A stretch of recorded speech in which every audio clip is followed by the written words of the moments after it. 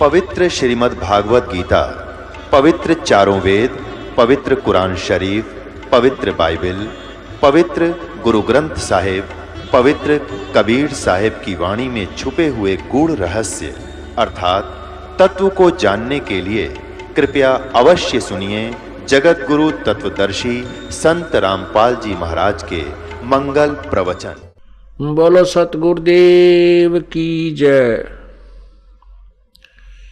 बंदी छोड़ कबीर परमेश्वर जी की जय।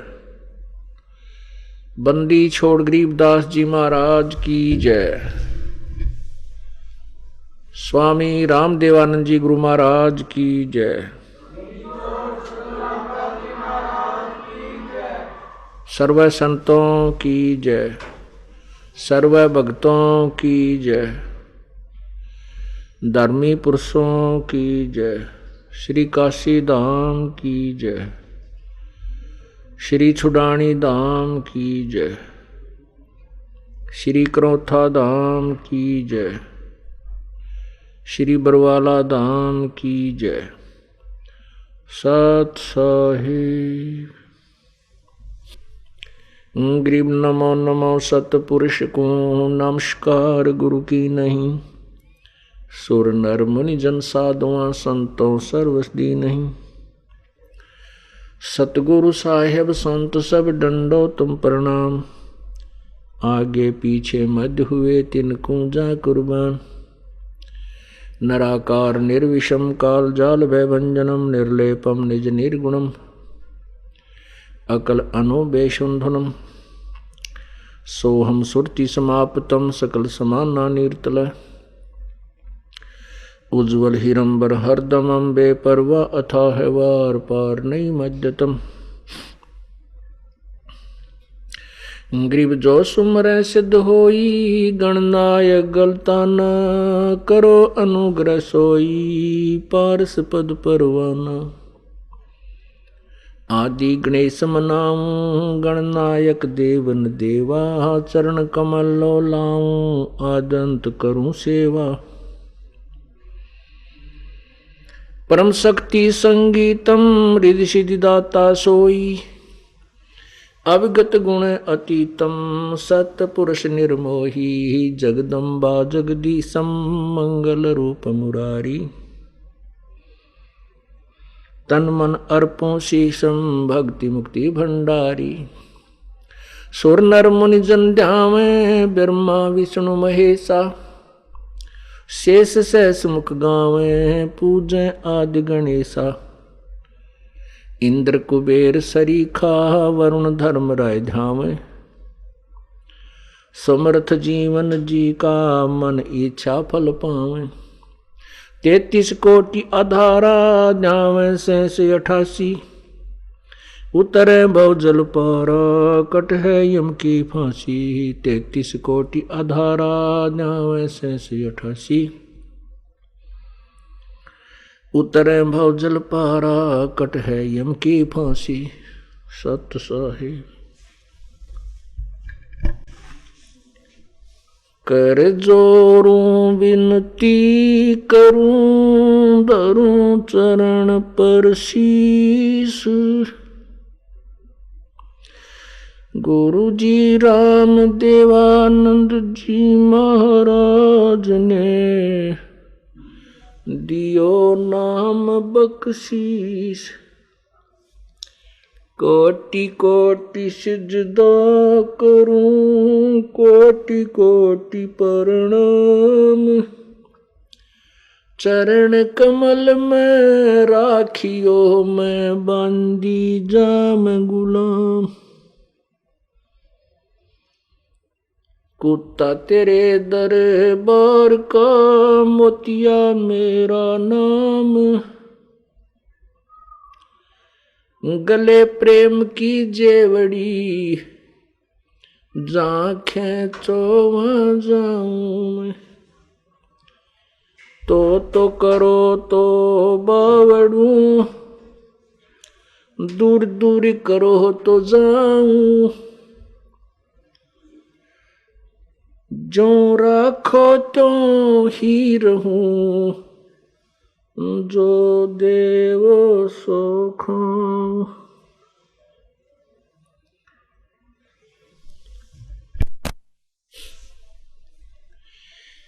गुरु गोविंद दोनों खड़े,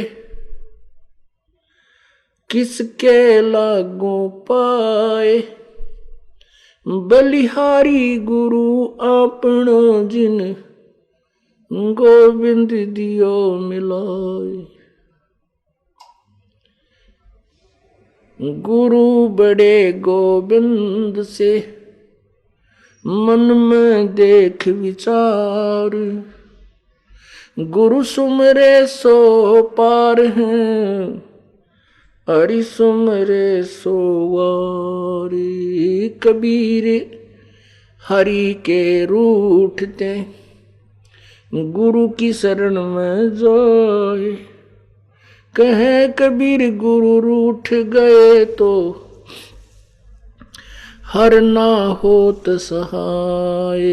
सतगुरु के दरबार में, मेरी थर थर कांपे दे। ना जानू किसी बात से, मारो टूट न जावे ने। कबीर गुरु जी मिलेंगे, पूछेंगे कुशलात। आदि अंत की सब कहूँ, अपने दिल की बात। जय इब के सतगुरु मिले, सब दुख आँखों रोए। चरणों ऊपर शीश धरूं, कहूँ जो कहनी हो। कबीर गुरु जी तुम ना भूलियो, चाहे लाख लोग मिल जाएं। हमसे तुमको बहुत है, तुमसे हमको नाई। कबीर तुमरे विसारे क्या बने, मैं किसकी शरण में जाऊं। शिव विरंच मुनि नारद, तिनके हृदय न समाऊं। अब गुण किए तो बहुत किए, करत न मनी हारे। बावे बंदा बख्श दियो, बावे गर्दन उतारे। अब गुण मेरे बाप जी, बख्शो गरीब नवाजी। जो मैं पूत कपूत हूँ, बोर पिता को लाज। मैं अपराधी जन्म का, नक्शक भरे विकार। तुम दाता दुख भंजना, मेरी करो संभाल।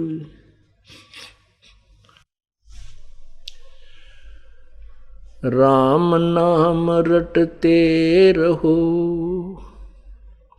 राम नाम रटते रहो। जब तक घट में प्राण, कब हो तो दीन दयाल के भनक पड़ेगी कान। कबीर सब जग निर्धना, धनवंता न कोए। धनवंता सो जानियो, जिस पर राम नाम धन होए। वे पृथ्वीपति चकवे गए, जिनके चक्र चलंत। रावण सरीखे कौन गिने हैं, ऐसे गए अनंत। राम रटत कन्या भली, साकट भला न पूत। जैसे छेरी के गल में गलथना, जिसमें दूध ना मूत। राम रटत कोढ़ी भलो, चू चू पड़े जो चाम, वो सुंदर शरीर किस काम का, जा मुख नाही नाम। राम रटित दारिद्र भलो, टूटी घर की छान, वो सुंदर महल किस काम के, जहां भक्ति नहीं भगवान।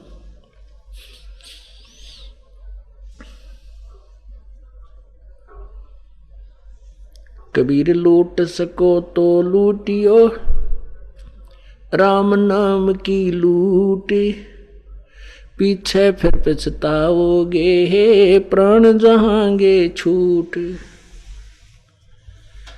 नहीं भरोसा देही का, ये बिनस जावे चन माही, श्वास उश्वास में नाम जपो हो, और यतन कछु नाही।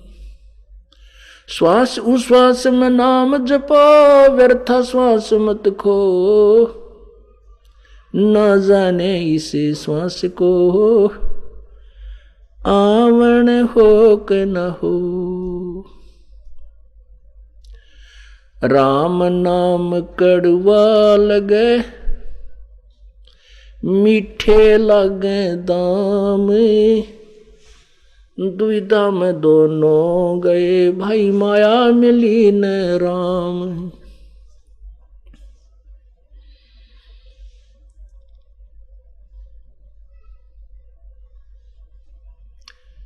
परमपिता सर्व सृष्टि रचनहार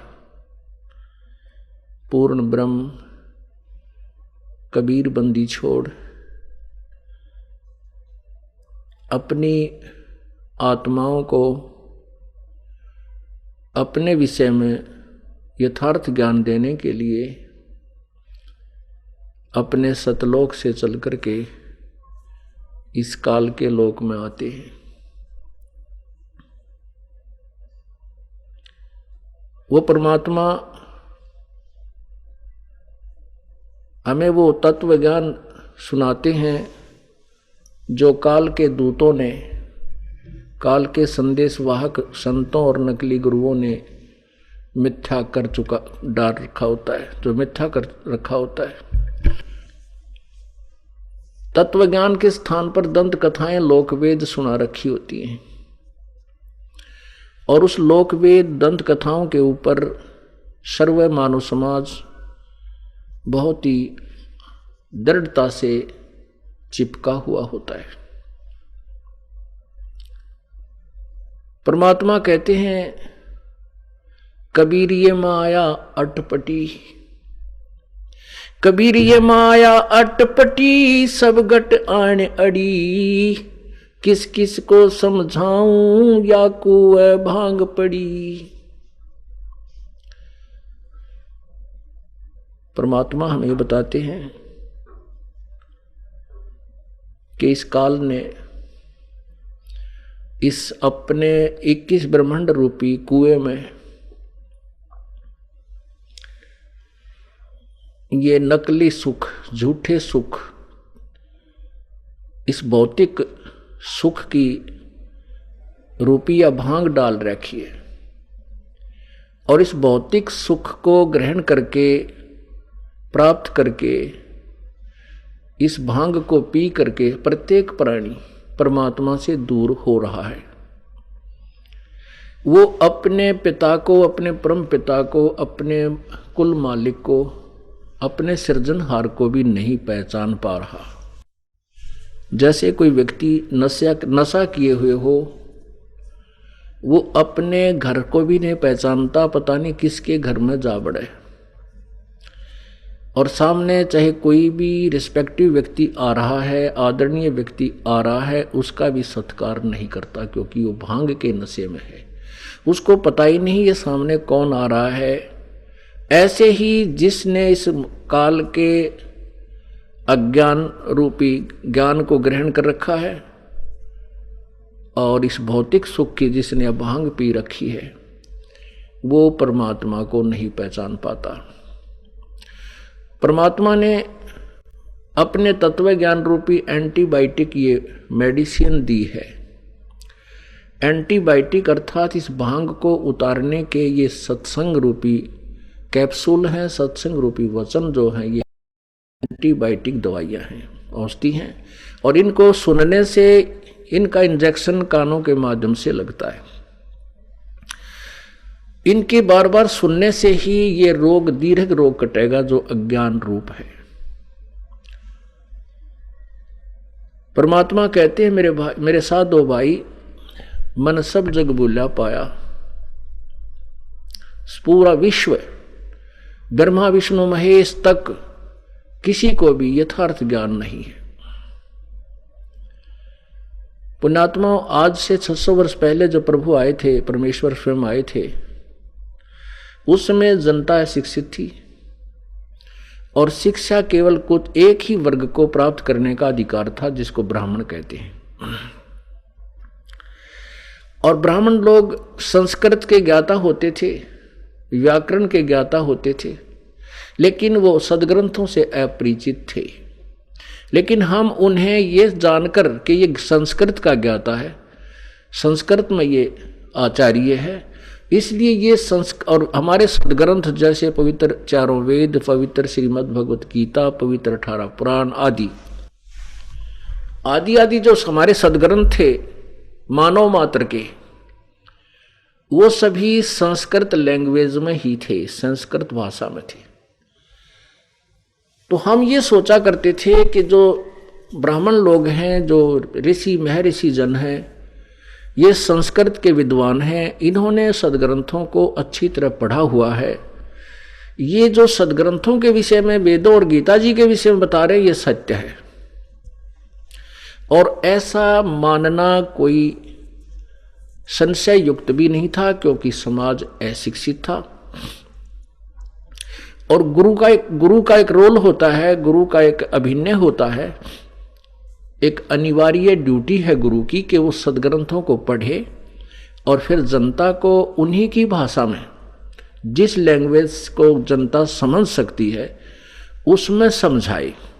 लेकिन सदग्रंथों के ज्ञान में और उसके द्वारा बताए गए सिंपल लैंग्वेज वाले ज्ञान में कोई भिन्नता नहीं हो, तो वो गुरु बिल्कुल सही है।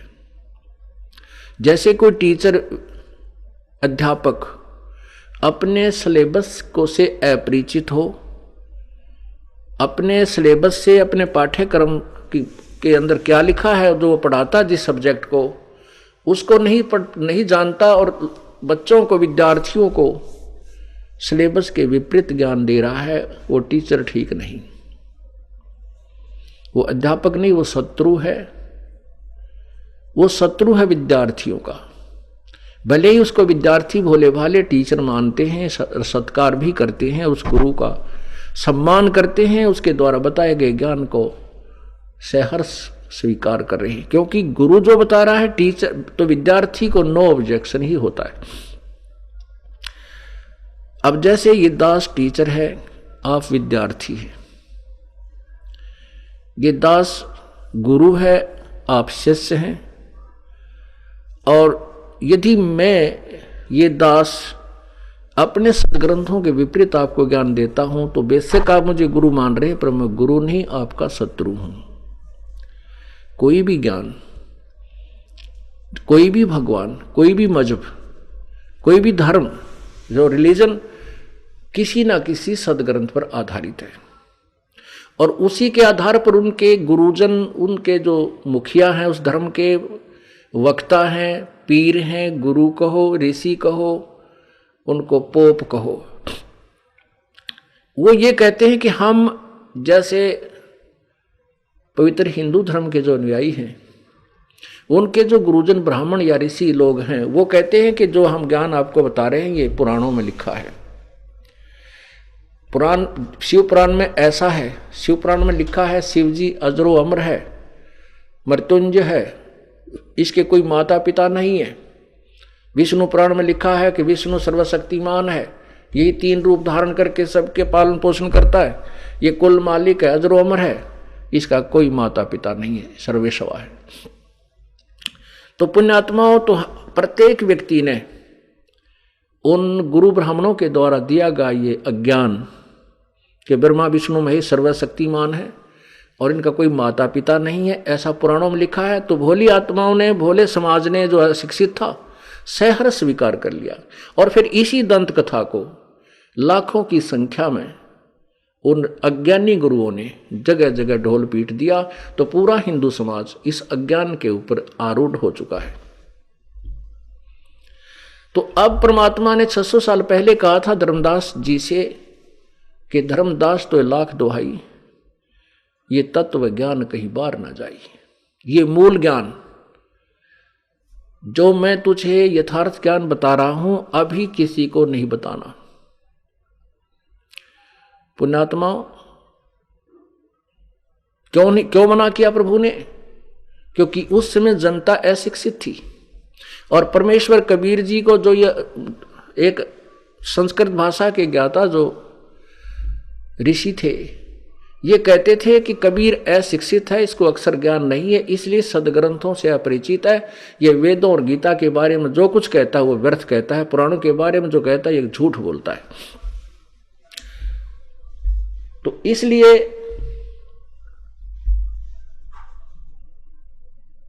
पूरी जनता को, पूरे मानव समाज को ये बात सत्य स्वीकार हुई कि जो हमारे ब्राह्मण लोग कहते हैं ये सत्य है, क्योंकि कबीर जी अशिक्षित है, इसमें कोई दो राय नहीं। और वेदों और गीता और पुराणों के बारे में जो ब्राह्मण लोग बता रहे हैं ये सत्य है।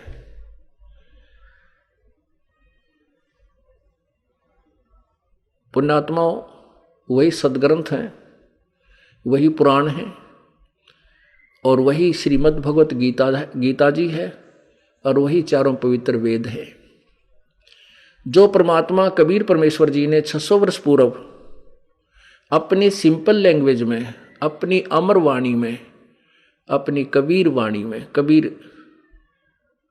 अपने मुखारविंद से जो उच्चारित उनकी जो सत्य वाणी है, उसमें उस समय ही बता दिया था।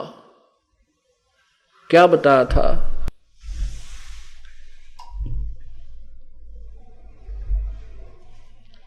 परमात्मा ने बताया था, धर्मदास ये जग बोराना, कोई न जाने पद निर्वाण, यही कारण मैं कथा पसारा, जग से कहिए वो राम नियारा। यही ज्ञान जग जीव सुनावो, सब जीवों का भरम नसावो, भरम गए जग वेद पुराणा, आदि राम का भेद न जान्या।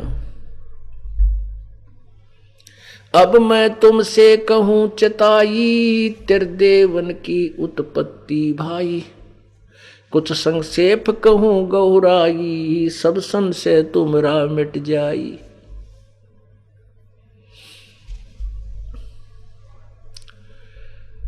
परमात्मा बताते हैं कि धर्मदास 600 वर्ष पहले प्रभु ने बताया था कि मां अष्टंगी पिता निरंजन, ये जम दारुण वंशन अंजन, पहले कीन निरंजन राई, पीछे से माया उपजाई।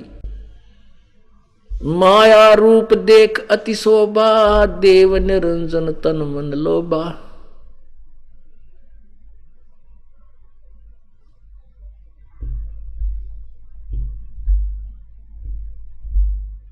पेट से देवी करी पुकारा, हे साहेब मेरा कीन उबारा। टेर सुनी ता हम आए, अष्टंगी को बंद छुड़वाए।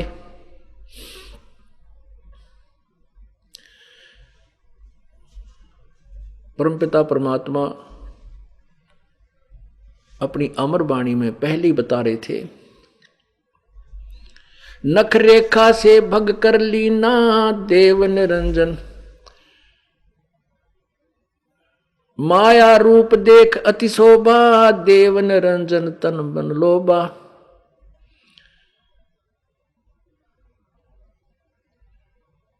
माया से कीन्या भोग विलासा, माया को रही तब आशा। तीन पुत्र अष्टंगी जाए, ब्रह्मा विष्णु शिव नाम धराए। क्या बताया परमात्मा ने? आज से 600 वर्ष पहले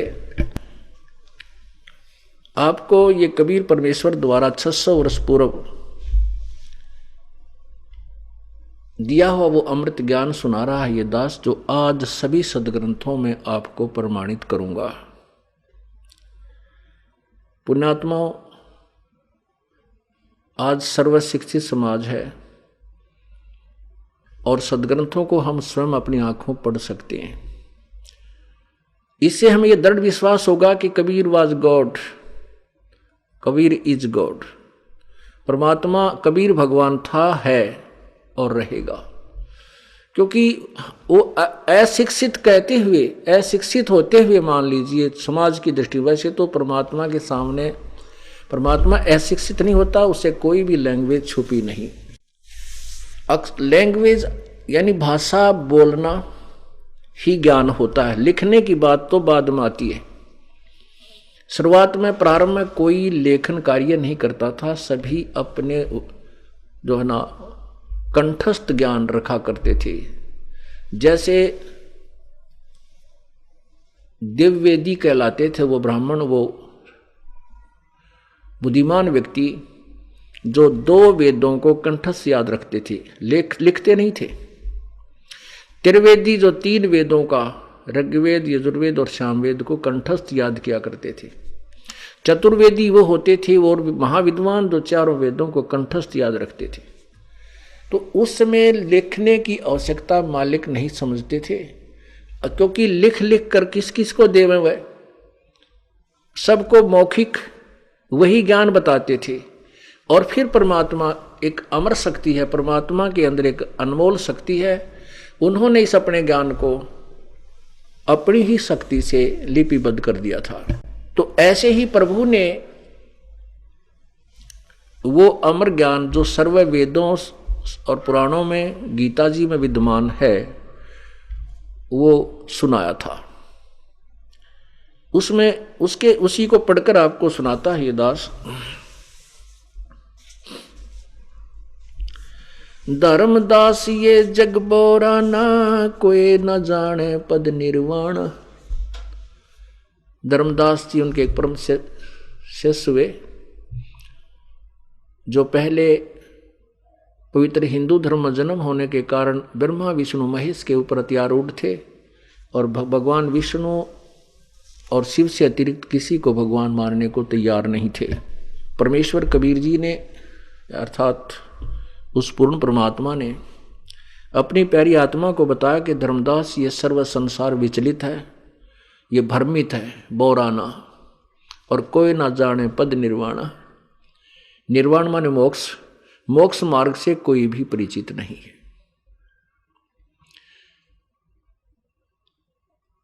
और कहते हैं मैंने जो तुझे सृष्टि रचना सुनाई है, ये इसीलिए सुनाई है, यही कारण मैं कथा पसारा, जग से कहिए एक राम नियारा।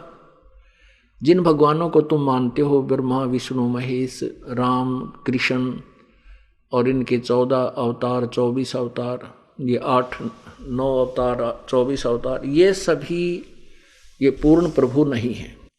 और ये भोला मानव इन्हीं को प्रभु मानकर इन्हीं की पूजा में लगा हुआ है।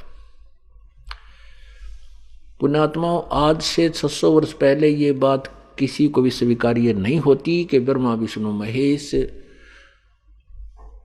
समर्थ शक्ति नहीं है और ये जन्मते और मृत्यु होती है।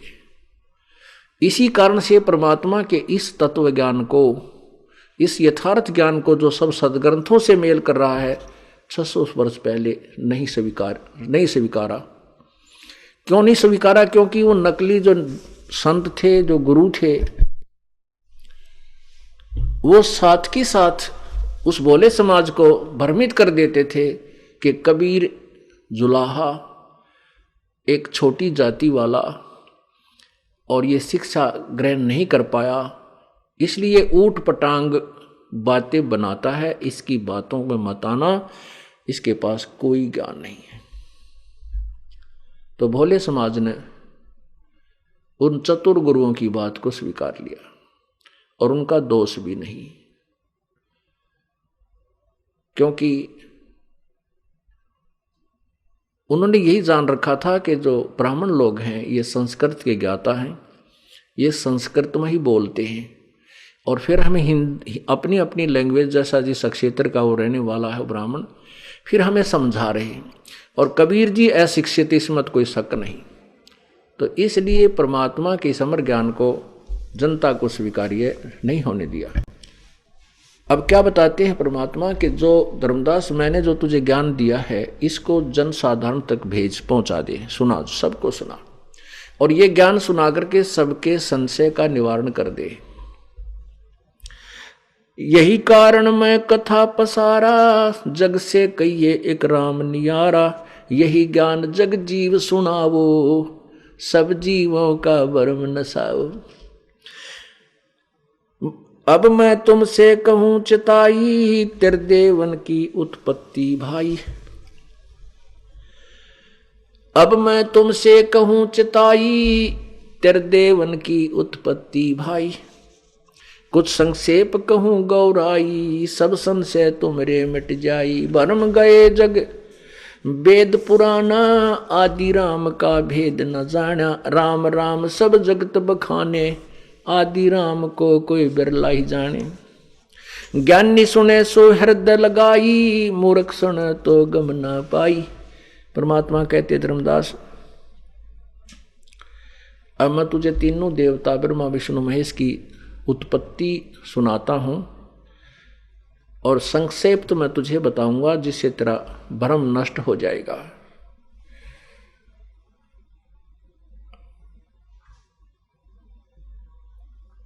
और जो ज्ञान मैं तुझे सुना रहा हूं ये सत्य है, यथार्थ ज्ञान है। बुद्धिमान व्यक्ति इसको सुनेगा और सब प्रमाणों को देखेगा तो हृदय से लगाएगा, स्वीकार करेगा, और मूर्ख सुनेगा तो वो इस तत्व ज्ञान को न समझकर अपना जीवन व्यर्थ करेगा। सत्य को दो प्रकार के व्यक्ति स्वीकार नहीं करते हैं। एक तो अज्ञानी मूढ़, और दूसरे चतुर जो अभिमान के भूखे हैं, जो जिनको अब केवल अपना स्वार्थ ही चाहिए कि तुम्हारे 20, 30, 50 हजार 2000 शिष्य हैं, और कहीं इनको यथार्थ ज्ञान का पता लग गया और ये तुमसे भाग ना जाए और तुम्हारा रोजी रोटी और ये प्रभुता समाप्त हो जाए। ये समाज के शत्रु होते हैं, जो भ्रमित करते हैं और अपने अनुयायियों को भी यथार्थता से दूर रखते हैं और स्वयं भी उसको स्वीकार नहीं करते। तो दो प्रकार के व्यक्तियों के बारे में क्या कहा है? चातुर प्राणी चोर है, ये मूढ़ मुग्ध हैं ठोठे। संतों के नहीं काम के, इनको दो गल जोट। चतुर प्राणी जो गुरुपद पर बैठ गए, जिन्हें ज्ञान है नहीं और भोली आत्मा उनका सत्कार करते हैं, उनके चरण धोकर पीते हैं। श्रद्धालु लोग तो उनको भगवान और संत मानकर पूजते हैं, और वो बिल्कुल पशु जूनी के प्राणी हैं जो सत्य को नहीं स्वीकार कर रहे। सामने सदग्रंथ रखे हैं, दास प्रोजेक्टर पर दिखा रहा है, सीडी बनाकर समाज में भेज रहा है, सब सदग्रंथों को सामने पेश कर रहा है कि इसमें कोई भ्रम ना रह जाए कि कोई नकली दिखा रहा हो, और फिर भी नहीं मानते हैं उनके विषय में। और फिर उनके अनुयायी जो आंखों देखकर भी नहीं मान रहे हैं, उसी नकली संत के चिपके हुए हैं, उन दोनों के विषय में प्रभु ने कहा है, चातुर प्राणी चोर हैं, ये मूढ़ मुग्ध हैं ठोठे। संतों के नहीं काम के, इनको दो गल जोट। इतने प्रमाण को देखकर जो नहीं मानता है, प्रभु कहते हैं ये तो दोनों एक के कुएं में गिरने जोगे हैं। ये गुरु भी ऐसे और ऐसे शिष्य भी, उनको रहने दो। बुद्धिमान होंगे इस ज्ञान को सुनकर तुरंत छोड़कर उस नकली सांग को और भगवान के चरणों में आ जाएंगे।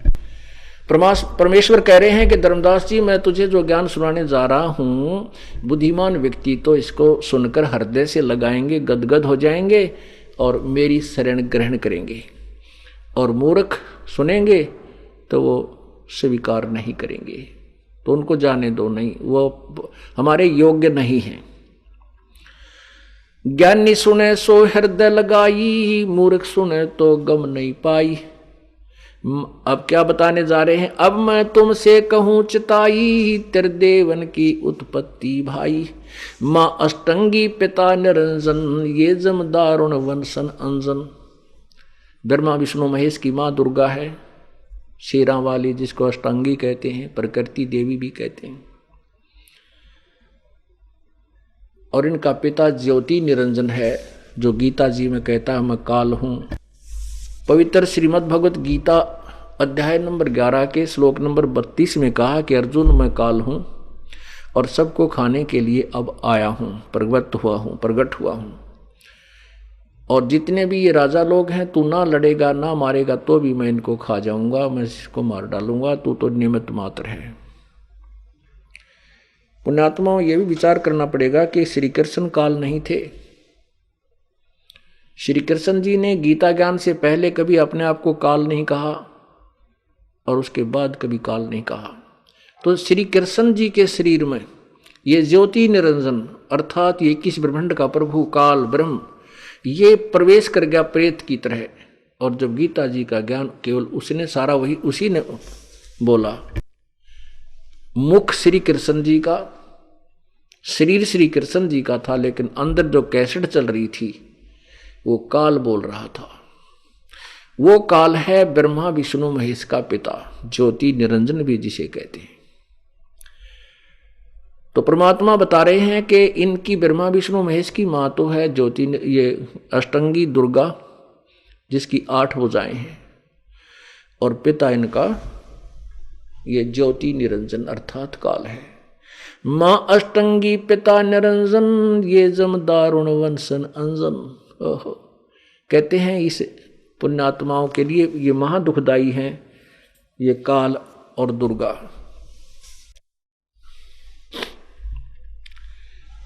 अब सृष्टि रचना का संक्षिप्त वर्णन दे रहे हैं। पहले कीन निरंजन राई, पीछे से माया उपजाई, माया रूप देख अति शोभा, देव निरंजन तन मन लोभा। आपको सृष्टि रचना थोड़ी सी सुनाएगा ये दास, तब आपको ये अमर वाणी समझ में आएगी। पहले ये वाणी पूरी करता हूं, उसके बाद सृष्टि रचना का कुछ अंश आपको सुनाएंगे।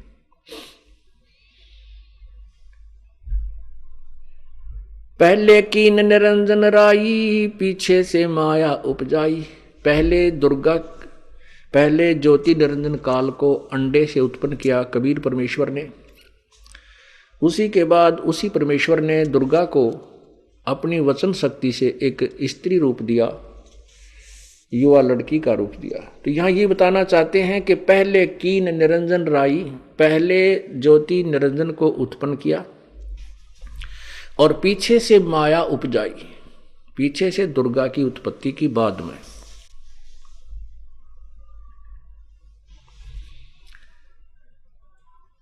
माया रूप देख अति शोभा, देव निरंजन तन मन लोभा। काम देव धर्म राय सताए, देवी को तुरंत दर खाए। परमात्मा ने जब दुर्गा की उत्पत्ति की तो ये युवा रूप में थी, युवती थी, और इसका रूप रंग निखरा हुआ था। तो ज्योति निरंजन काल ने इसके ऊपर बदनीयत की। दुर्गा के लाभ मना करने पर भी जब ये नहीं बाज आया तो इसने अपना सूक्ष्म रूप बना करके ज्योति निरंजन काल के पेट में शरण ग्रहण की। वहां से प्रभु कबीर परमेश्वर से पुकार की, पिताजी मेरी रक्षा करो। इस ज्योति निरंजन ने मुझे बहुत सताया, इसने मेरे साथ बदतमीजी करनी चाहिए, तो मैंने अपनी इज्जत की रक्षा के लिए इसके पेट में शरण पाई है, मुझे बचाओ। तो परमात्मा कहते हैं वहां हम पहुंचे, अपने पुत्र सहज दास का रूप बनाकर के कबीर परमेश्वर वहां प्रकट हुए और ज्योति निरंजन के पेट से दुर्गा को निकाला। उसके बाद परमेश्वर ने कहा कि ज्योति निरंजन तू जा यहां से, अपने 21 ब्रह्मांड को ले जा और तुम दोनों यहां से जाओ। आज से तूने जो सतलोक में ऐसा दुराचार करने की चेष्टा की है, 1,00,000 मानव श्रीधारी प्राणी तू नित खाया करेगा और 1,25,00,000 उत्पन्न करेगा। और आज से तेरा नाम काल होगा।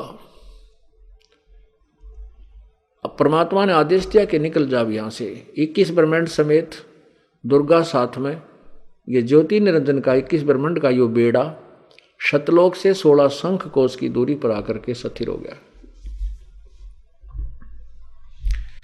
तो यहां परमात्मा क्या बताना चाहते हैं? माया रूप देख अति शोभा देव निरंजन। इस निरंजन भगवान काल भगवान का तन मन लोभा। काम देव धर्मराय सताए देवी को तुरंत धर खाए। विषय वासना के वश होकर के काल ने, ज्योति निरंजन ने, धर्मराय भी इसी को बोला जाता है। और इसने दुर्गा की तरफ बदनीयत की तो दुर्गा ने, जब इसने मुंह खोला हुआ था नीचता के कारण, इसके मुख के माध्यम से पेट में सूक्ष्म रूप धारण करके पेट में शरण पाई। पेट से देवी करी पुकारा, हे साहेब मेरा करो उभारा। टेर सुनी तब हम ता आए, अष्टंगी को बंद छुड़वाए। सतलोक में कीन्हा दुराचारी, काल निरंजन दीनानकारी। माया समेत दिया भगाई, 16 शंख कोस पर आई। अष्टंगी और काल अब दोई, मंद कर्म से गए बिगोई। धर्मराय को हिकमत कीना, नख रेखा से भग कर लीना। पुण्यात्माओं, परमात्मा ने इस काल की नीचता और देखनी थी, ये कितना गिरावट में आ सकता है। इसलिए उस लड़की को, अष्टंगी को, दुर्गा को, अष्टंगी को, दुर्गा को नूरी रूप दिया, नूर का शरीर बनाया और उसका प्रजनन इंद्रिय नहीं लगाई। अब जब ये इतना काम वासनावश हो गया, ये ज्योति निरंजन काल, इसने अपने नाखूनों से प्रजनन इंद्रिय बनाई और दुर्गा के साथ जबरदस्ती शादी की और 3 पुत्र उत्पन्न किए। बड़ा रजगुण युक्त कर दिया, उसका नाम ब्रह्मा रखा।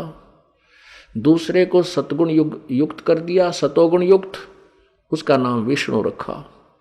और तीसरे को तमोगुण युक्त कर दिया, उसका नाम शंकर शिव रखा।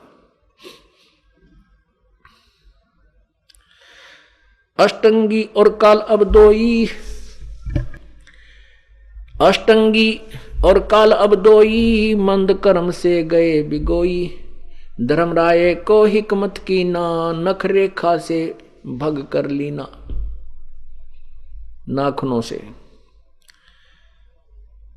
धर्मराय की ने भोग विलासा, माया को रही तब आशा।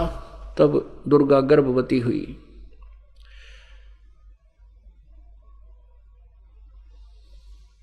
तीन पुत्र अष्टंगी जाए, ब्रह्मा विष्णु शिव नाम धराए। 3 देव विस्तार चलावे, इनमें यो जग धोखा खावे। पुरुष गम कोई कैसे कोई पावे, काल निरंजन जग भरमावे। 3 लोक अपने सुत दीन्या, सुन निरंजन बासा कीना। अब परमात्मा ने क्या बताया है कि ज्योति निरंजन अर्थात काल रूपी ब्रह्म और दुर्गा अष्टंगी के संयोग से, पति पत्नी व्यवहार से 3 पुत्रों की उत्पत्ति हुई। 3 पुत्र अष्टंगी जाए, अष्टंगी यानी दुर्गा ने 3 पुत्र उत्पन्न किया, ब्रह्मा विष्णु शिव नाम धराए। और इन 3 देव को, ओए होए, 3 देव, ये काल के जो तीनों पुत्र हैं, रजगुण ब्रह्मा, सतगुण विष्णु, तमगुण शिव जी, यही कहते हैं इस काल के विस्तार को, यहाँ के जो उत्पत्ति, स्थिति और संहार को यही चला रहे हैं। और इन्हीं की पूजा में, इन्हीं को पूर्ण प्रभु मान करके पूरा विश्व धोखा खा रहा है। इनको पूर्ण परमात्मा मान रहे हैं, ये पूर्ण प्रभु नहीं है। और पुण्यात्माओं, आज से 600 वर्ष पहले ये बात की तो समाज में कहना तो जूते खाना ही था, कोई नहीं मान सकता था। लेकिन अब मानेंगे। क्यों मानेंगे? क्योंकि हमारे सदग्रंथ मनावेंगे और सभी बच्चे, बालक, बूढ़े, बहन, बेटी, भाई, बुजुर्ग, देवी सब शिक्षित हैं। और जो भी समाज जिस सदग्रंथ के ऊपर आधारित है, ये दास उसी से निष्कर्ष निकाल के उनके सामने रख रहा है कि तुम्हारा सदग्रंथ ये बता रहा है, और आप जी अपने सदग्रंथ से अपरिचित है तो कहां जाओगे तुम। बुद्धिमान लोग स्वीकार करेंगे और कर रहे हैं, और फिर भी नहीं मानते हैं तो वो परमात्मा ने पहले हमें बता दिया है कि चातुर प्राणी चोर हैं और मूढ़ मुग्ध हैं ठोठ, वो फिर हमारे काम के नहीं हैं, वो तो वहीं पड़े रहें, ठीक है, जाओ काल के मुंह में। उनको दो गलजोट, गलजोट मानने का अर्थ है कि जैसे वो वहीं बंधे रहें एक दूसरे के साथ। तीन देव विस्तार चलावे, इनमें यो जग धोखा खावे, पुरुष गम कैसे कोई पावे, काल निरंजन जग भरमावे। परमात्मा कहते हैं कि परमेश्वर के बारे में कैसे जान सके, ये काल जो है सबको भ्रमित कर रहा है, पूरे विश्व को इसने झूठे गुरु भेज के और भ्रमित करवा दिया।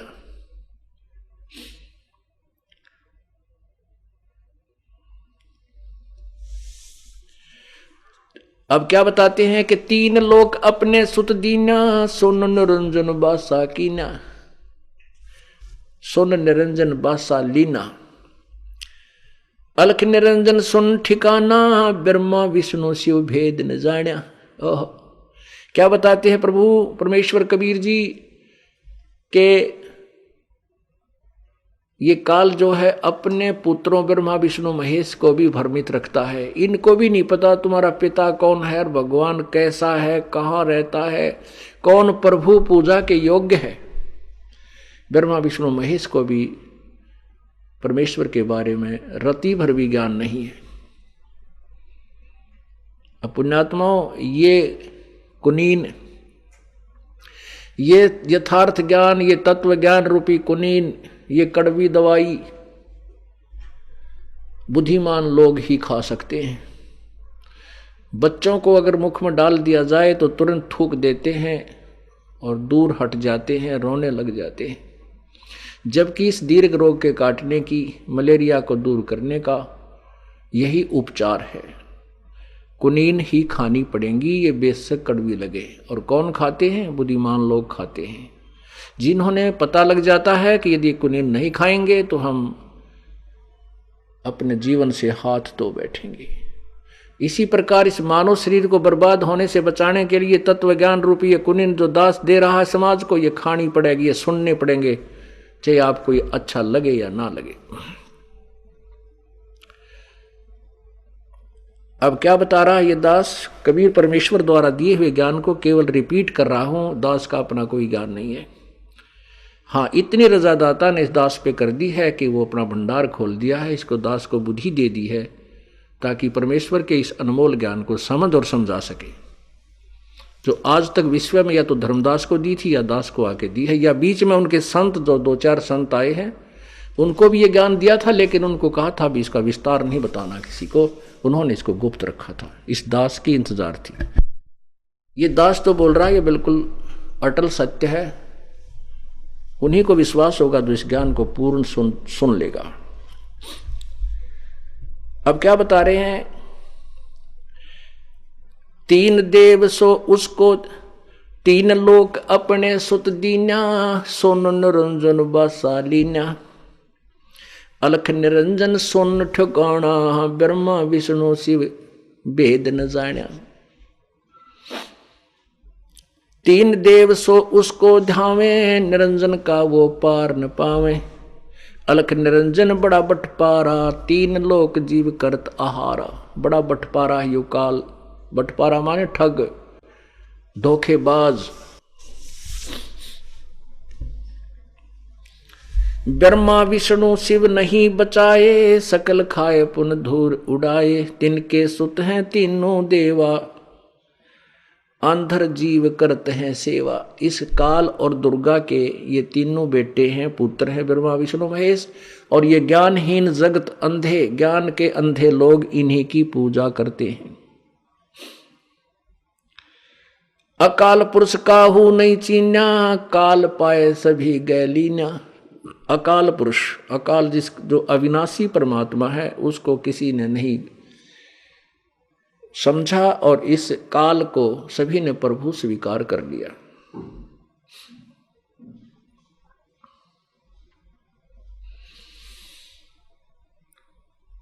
ब्रह्म काल जगत सब जाने, आदि ब्रह्म को ना पहचाने, तीन देव और अवतारा, ताको भज सकल संसारा। परमात्मा कहते हैं कि काल, ब्रह्म काल को सब जग जाने। वेदों के आधार से ब्रह्म को ही सभी ऋषिजन महर्षिजन पूर्ण परमात्मा मानकर उसकी साधना करते और करवाते रहे। आदि ब्रह्म को कोई न जाने। कौन आदि ब्रह्म? गीता जी अध्याय नंबर 7 के श्लोक नंबर 29 में कहा है कि अर्जुन, अब गीता ज्ञान दाता क्या बता रहा है कि कोई और परमात्मा है, आदि ब्रह्म। क्योंकि गीता ज्ञान दाता ब्रह्म है, ये काल रूपी ब्रह्म इसे कहते हैं। और ये किसी और परमात्मा के विषय में बता रहा है। अब परमेश्वर की इस अमृतवाणी को सिद्ध करने के लिए, सत्य को सत्य स्वीकार्य करवाने के लिए अब आपको ढेर सारे प्रमाण देने पड़ेंगे और उन सदग्रंथों के देने पड़ेंगे जो पूरा विश्व मानता है कि ये अनमोल शास्त्र है। जैसे श्रीमद् भगवत गीता जी, पवित्र श्रीमद् भगवत गीता जी, पवित्र चारों वेद, पवित्र 18 पुराण, महाभारत, पवित्र कबीर सागर, कबीर वाणी और पवित्र बाइबल, पवित्र श्री गुरु ग्रंथ साहिब और पवित्र कुरान शरीफ, इन सदग्रंथों के ऊपर पूर्ण विश्व आधारित है जो धार्मिक व्यक्ति हैं। और प्रत्येक अनुयायी को अपने सदग्रंथ के विषय में बिल्कुल ज्ञान नहीं। न तो कबीर पंथियों को कबीर सागर के विषय में ज्ञान है, न ही हिंदू धर्म के जो अनुयायी हैं जो गीता जी और वेदों और पुराणों को अपना यथार्थ सदग्रंथ मानते हैं, उनको भी इसके विषय में क का भी ज्ञान नहीं है। और न ही कुरान शरीफ क्या बताना चाहती है ये मुसलमानों को ज्ञान नहीं है। ऐसे ही पवित्र बाइबल हमें क्या बताता है तो ईसाई लोगों को बिल्कुल ज्ञान नहीं है। पुण्यात्माओं, जो प्रथम बार इस सत्संग को, इस दास के ज्ञान को सुनेगा, ये सोचेगा कि बड़ा अभिमानी आदमी है, अपने तुल किसी को नहीं मान रहा। नहीं, दास तो एक दास है। दास शब्द प्रयोग किया है तो हम उस दासातन के ऊपर पूर्ण हैं। लेकिन हमारे जो सदग्रंथ हैं उनमें ऐसा लिखा है और दास को पता है कि उस प्रत्येक समुदाय में, प्रत्येक धर्म में क्या वर्तमान में दंत कथा और कैसी भक्ति प्रचलित है, इससे भी दास परिचित है। इसलिए इस तुलनात्मक तरीके से कहता है कि पूरे विश्व में इस दास के अतिरिक्त किसी के पास ज्ञान नहीं है, कोरा अज्ञान है।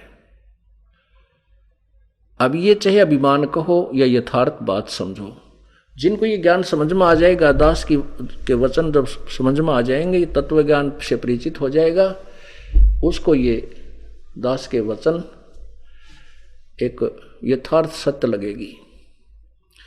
और जो नए आते हैं पुण्यात्मा यहाँ पर जो भी, क्योंकि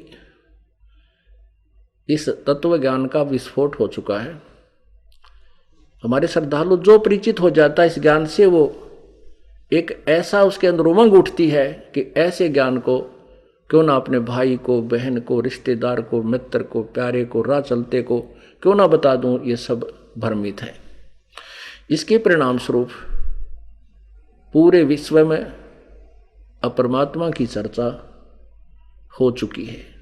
क्योंकि परमेश्वर कबीर जी ने 600 वर्ष पहले स्वयं कहा था, धर्मदास, एक समय आएगा कलयुग में जो बीच वाला समय होगा, बीचली पीढ़ी जिसे कहते हैं, उस समय पूरे विश्व पर मेरा ही ज्ञान होगा और पूरा विश्व का कल्याण होगा।